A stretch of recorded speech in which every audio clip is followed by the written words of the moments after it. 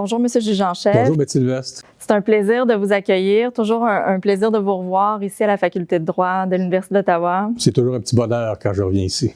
Vous êtes ici un peu chez vous. Tout à fait, tout à fait. Alors, Monsieur le juge en chef, pouvez-vous nous expliquer qu'est-ce qu'est la Cour suprême et quel est votre rôle au sein de cette institution? En quelques mots, la Cour suprême, c'est la Cour de dernière instance au Canada.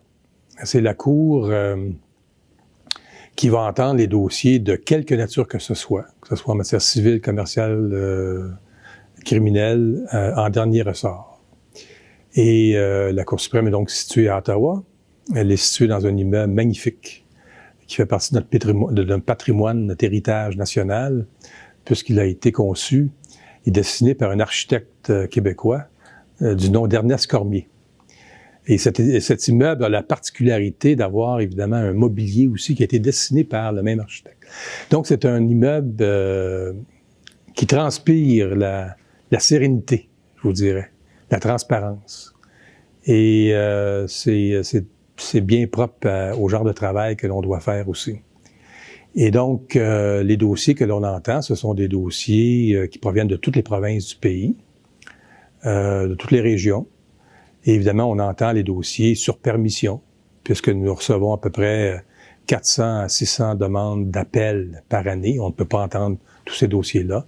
Donc, on entend les dossiers d'intérêt public, qui demandent une réponse là, du plus haut tribunal du pays. Donc, on dépose, bon an, mal an, entre 60 et 80 décisions par année, dans tous les domaines du droit.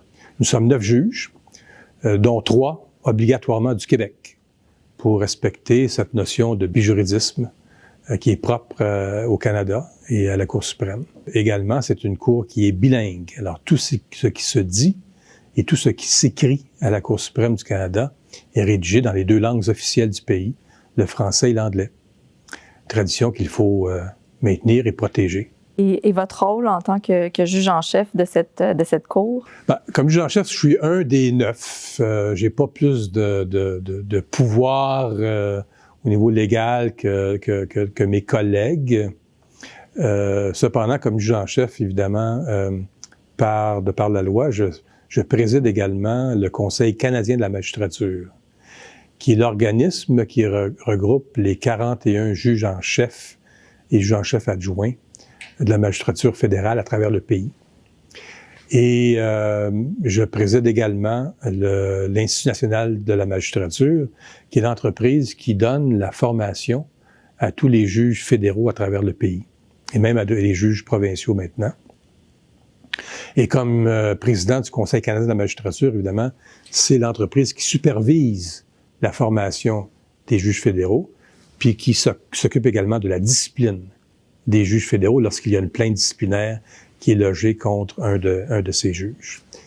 Et également, comme juge en chef, bien, je préside le comité aviseur de l'Ordre du Canada qui fait des recommandations au gouverneur général pour l'octroi de l'Ordre du Canada, qui est un honneur propre au Canada. Alors, c'est des occupations additionnelles, à part celle de siéger, évidemment, dans les dossiers de la Cour.